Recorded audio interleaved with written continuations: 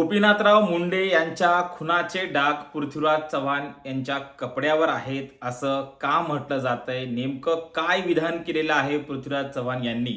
आणि या विधानावरती प्रकाश महाजन म्हणजेच गोपीनाथराव मुंडे यांचे मेहुणे यांनी नेमकी काय प्रतिक्रिया दिलेली आहे?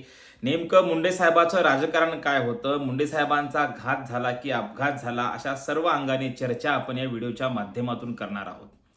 नमस्कार, मी डॉक्टर नागराज मगरे, शब्दयोद्धा लाईव्ह मध्ये आपल्या सर्वांचं मनपूर्वक स्वागत. महाराष्ट्राच्या राजकारणामध्ये गोपीनाथराव मुंडे हे एक नाव होऊन गेलं, ज्यांची वंजारी समाजासह इतर बहुजन समाजामध्ये चांगली प्रतिमा होती, चांगला प्रभाव होता आणि त्यांच्या इशाऱ्यावर सबंध वंजारी समाज हा महाराष्ट्रामध्ये हलत होता. आणि मग अशा पार्श्वभूमीवर गोपीनाथराव मुंडे यांचं अपघाती निधन झाल्यानंतर आज आपण पाहतोय काल जे विधान केलेलं आहे पृथ्वीराज चव्हाण यांनी, ते विधान मात्र आपल्याला सर्वांनाच खरं तर आश्चर्य व्यक्त करणार आहे. मग नेमकं हे विधान काय आहे की पृथ्वीराज चव्हाण यांच्या कपड्यावरती खरं तर गोपीनाथराव मुंडे यांच्या खुनाचे डाग आहेत, म्हणजे नेमकं काय आहे? आपण पाहतोय महाराष्ट्रामध्ये विलासराव देशमुख असतील किंवा गोपीनाथराव मुंडे असतील, यांची मैत्री सर्वांना माहीतच आहे. यासोबतच देवेंद्र फडणवीस आणि खऱ्या अर्थानं गोपीनाथराव मुंडे यांची पक्षातील जी मैत्री आहे ती देखील तितकीच महत्त्वाची आहे आणि त्यांना ते मानायचे. गोपीनाथराव मुंडेंना खरं तर देवेंद्र फडणवीस साहेब मानायचे. आता या सगळ्या गोष्टीमध्ये जे कालचं विधान झालेलं आहे की काँग्रेसमध्ये येण्यासाठी तयार होते गोपीनाथराव मुंडे, परंतु त्यांना काय येता आलं नाही, या संदर्भात त्यांनी काय विधान केलंय आणि एकूणच काय तर त्यांच्या या खुनाच्या डागाच्या संदर्भानं काय विधान आहे ते आपण पाहणार आहोत. त्यापूर्वी आपण खरं तर गोपीनाथराव मुंडे यांचं राजकारण पाहूयात. सध्या महाराष्ट्रामध्ये काँग्रेसमधला असा एकही नेता नाही की ते देवेंद्र फडणवीस यांना खरं तर कुठे अडचणीत धरणार नाही किंवा कोंडीत धरणार नाही. त्यांचं काहीतरी ते शोधण्याच्या प्रयत्नामध्ये असतात, परंतु नेमकं देवेंद्र फडणवीस यांचं काहीच हाताला लागत नाही. त्यामुळे बऱ्याच वेळा काँग्रेसच्या अनेक नेत्यांची निराशा होते असं आपल्याला म्हणता येतं. खरं तर गोपीनाथराव मुंडे यांचं राजकारण सुरुवातीला पाहिल्यानंतर आपल्याला सांगता येईल की विधानसभा विरोधी पक्ष नेते यासोबतच उपमुख्यमंत्री आणि केंद्रीय मंत्री अशा पदावर राहिलेले गोपीनाथराव मुंडे हे पक्षामध्ये नाराज होते. ते खरं तर पक्षामध्ये येणार होते असं मत पृथ्वीराज चव्हाण यांनी व्यक्त केलं आहे. त्यांचं असं म्हणणं आहे की राजकीय त्यांचा खून जो आहे तो झालेला आहे असं गोपीनाथराव मुंडे म्हणाले होते. परंतु एक लक्षात घेतलं पाहिजे आपण की महाराष्ट्रामध्ये त्या काळामध्ये गोपीनाथराव मुंडे, विलासराव देशमुख, शरद पवार आणि यासोबत देवेंद्र फडणवीस आणि इतर काही मंडळी ही राजकारणामध्ये जर आपण पाहिलं तर हे राजकीय पटलावरती जसा जसा यांच्या कार्याचा आणि एकूणच ठसा उमटत गेला तसे त्या काळातले ते प्रभावी नेते आपल्याला म्हणता येतील.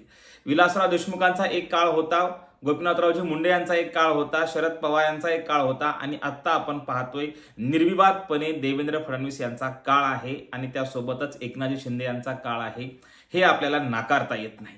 आणि मग पृथ्वीराज चव्हाण यांनी काय म्हटलं होतं की काँग्रेसमध्ये येण्यासाठी खरं तर नाराज असलेले गोपीनाथराव मुंडे हे काँग्रेसमध्ये येणार होते, तसं सोनिया गांधींनी मान्यता देखील दिलेली होती आणि परंतु केंद्रीय मंत्रीपद द्यावं अशी त्यांची अपेक्षा होती. आणि यासोबतच जेव्हा ही परवानगी घेण्यात आली होती की मनमोहन सिंगांपर्यंत खरं तर ही बातमी गेली, सोनिया गांधींनी तत्वतः मान्यता दिली होती त्यांना पक्षामध्ये घेण्यासाठी, परंतु मनमोहन सिंगांना मात्र ते आवडलेलं नव्हतं आणि ते असं म्हणाले होते की एखाद्या पक्षातील खासदार फोडून त्याला आपल्याकडे मंत्रीपद देणं हे मला पटत नाही असं खरं तर मनमोहन सिंगांनी म्हटल्यामुळे गोपीनाथराव मुंडे यांचा जो काही काँग्रेसमधला प्रवेश आहे तो थांबला होता असं मत पृथ्वीराज चव्हाण यांनी व्यक्त केले.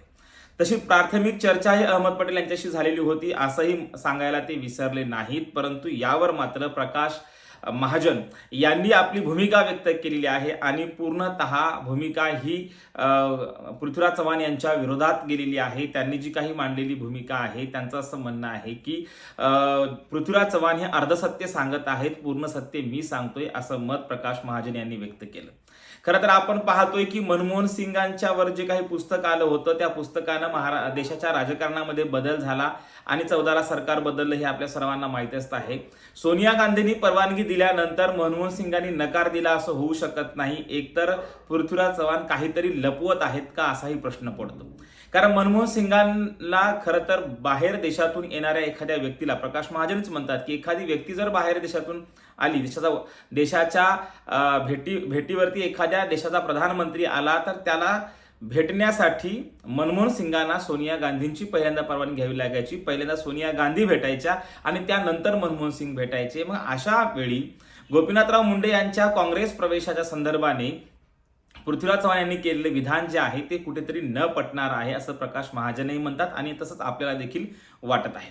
कारण तसं असतं तर जेव्हा सोनिया गांधी हायकमांड होत्या त्यांनी जर ठरवलं असतं तर हा प्रवेश नक्कीच झाला असता. मनमोहन सिंगांच्या सांगण्यावरून हा प्रवेश थांबलाय असं जर आपण म्हणू तर हे कुठेतरी अर्धसत्यच आहे असं प्रकाश महाजन म्हणतात आणि तेच सत्य आपल्याला खरं तर लक्षात येते. गोपीनाथराव मुंडे यांची महाराष्ट्रामध्ये नव्हे तर देशभरामध्ये एक वेगळी ओळख होती, परंतु त्यांच्याच पक्षातील काही लोकांनी त्यांना सतत अवमानित केलं असं सांगायला देखील प्रकाश महाजन विसरत नाहीत. 2004च्या आणि 2009च्या निवडणुकीचा जर विचार करायला गेलं तर ते असं म्हणतात की जेव्हा विधानसभेला पराभव झाला तेव्हा गोपीनाथराव मुंडेंना पदावरून जावं लागलं आणि इकडे मात्र नितीन गडकरी यांच्या काळामध्ये झालेला पराभव आणि या पराभवावर मात्र त्यांना राष्ट्रीय अध्यक्षपदाची बढती मिळते, हे कुठेतरी त्यांच्यावर अन्याय करणार आहे असं प्रकाश महाजनांचं मत आहे. मग या सगळ्या गोष्टी जेव्हा आपण पाहतो की गोपीनाथराव मुंडे काँग्रेसमध्ये जाणार होते, केंद्रीय मंत्रिपदाची त्यांनी तशी मागणी केली होती, यावर देखील प्रकाश महाजन म्हणतात की ते लाखाच्या फरकानं ते निवडून यायचे, एवढ्या बहुमतानं ते निवडून यायचे. त्यामुळं पक्षांतर्गत त्यांचा इतरांशी वाद असेलही, परंतु देवेंद्र फडणवीस यांच्याशी कुठला वाद राहिला असेल असं मला वाटत नाही असं प्रकाश महाजनांना वाटतं. आणि मग त्यांना जेव्हा विचारलं जाते की मग त्यांच्याच कन्येला म्हणजेच पंकजाताई मुंडे यांना कुठेतरी देवेंद्र फडणवीस विरोध करत आहेत का, किंवा त्यांना कुठेतरी ते राजकारणामध्ये त्यांना एक पर्याय ठरत आहेत का, किंवा त्यांना कुठेतरी थांबवत आहेत का, या प्रश्नाला मात्र प्रकाश महाजनांचं म्हणणं आहे की असं काही नाही. राजकारण आहे, कमी अधिक होत असेल, परंतु गोपीनाथराव मुंडेंच्या प्रवेशासंदर्भाने आणि माझा तुम्ही राजकीय खून केला असं विधान गोपीनाथराव मुंडेंनी केले असं जेव्हा पृथ्वीराज चव्हाण म्हणतात, यावरून असं लक्षात येतं की हे कुठेतरी काँग्रेसच्या प्रवेशासंदर्भाने जी काही मांडणी केलेली आहे ते कुठेतरी अर्धसत्यच आहे, हे आपल्याला नाकारता येत नाही. कारण तसं असतं तर सोनिया गांधी आणि मनमोहन सिंग यांच्या हक्काच्या बाबतीमध्ये पाहायला गेलं तर सोनिया गांधीकडे सर्वाधिक हक्क पक्षाचे होते आणि तेच पूर्ण पक्ष चालवायचे आणि त्यांनी दिलेला आदेश मनमोहन सिंगांना देखील पाळावा लागायचा, हे सर्वश्रुत आहे. आणि मग अशा पार्श्वभूमीवर विलासराव देशमुख असतील किंवा शरद पवार असतील या नेत्यांनी त्यांना काँग्रेसमध्ये येऊ दिलं नाही असा देखील आरोप अनेक वेळा होतो. तर तो आरोप खरा असेल काय, तर आपल्याला सांगता येईल की महाराष्ट्रामधला सर्वाधिक मोठा वर्ग जो आहे ओबीसी मधला तो वंजारी वर्ग आहे. त्यानंतर माधव पॅटर्न ज्याला आपण म्हणू, माळी, धनगर आणि वंजारी हे सर्वाधिक मोठ्या संख्येने असलेला समुदाय आहे. त्यामुळे वंजारी समुदाय सर्वाधिक आहे आणि तो सर्व समुदाय जो आहे तो गोपीनाथरावजी मुंडे यांच्या पाठीशी होता.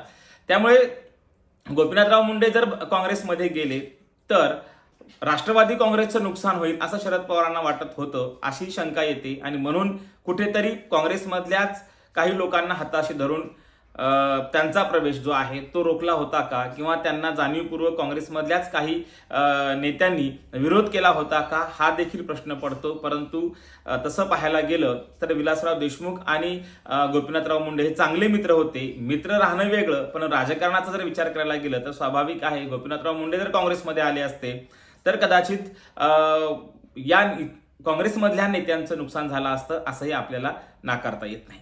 परंतु पृथ्वीराज चव्हाण यांनी जे काही केलेलं विधान आहे ते विधान मात्र कुठेतरी राजकीय षडयंत्र असल्याचं देखील आपल्याला म्हणता येते. ती राजकीय खेळी आहे, कारण आत्ता इतक्या वर्षानंतर ह्या विषयाशी संदर्भात पृथ्वीराज चव्हाणांनी भाष्य करणं म्हणजे कुठेतरी एक राजकीय खेळी आपल्याला सांगता येते.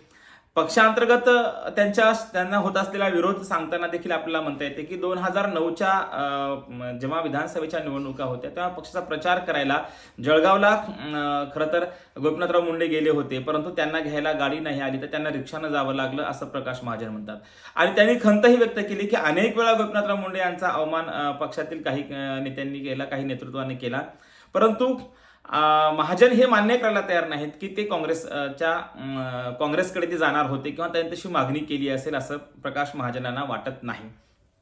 तर प्रकाश महाजन यांनी नकळत कुठेतरी नितीन गडकरी यांच्यावरही आरोप केलेले आहेत आणि त्यांचा वारंवार होणारा अवमान जो आहे त्या संदर्भात देखील ते भाष्य करतात. परंतु देवेंद्र फडणवीस आणि गोपीनाथराव मुंडे यांच्या मैत्री संदर्भात मात्र ते नाराज दिसून येत नाही. त्यांचं असं मत आहे की त्यांची मैत्री जी आहे ती चांगली होती, त्यामध्ये त्यांना कुठेच काही आढळून येत नाही, म्हणून त्यावर देखील ते भाष्य करतात. परंतु पवारांचा सल्ला घ्यायला, म्हणजे काँग्रेसमध्ये मी जाऊ का नको हा सल्ला घ्यायला गोपीनाथराव मुंडे गेले होते पवारांकडे, असं जेव्हा संजय राऊत असतील किंवा इतर काही नेत्यांनी विधानं केली, त्यावर मात्र प्रकाश महाजन मात्र मान्यता देत नाहीत. ते म्हणतात की गोपीनाथराव मुंडे हे किती मोठे होते हे आम्हाला माहीत आहे आणि शरद पवार हयात आहेत, त्यांनी स्पष्ट सांगावं की खरंच माझ्याकडे गोपीनाथराव मुंडे सल्ला घ्यायला आले होते तर मी त्यांचे पाय धरेल, असं विधान खरं तर प्रकाश महाजन यांनी केलं.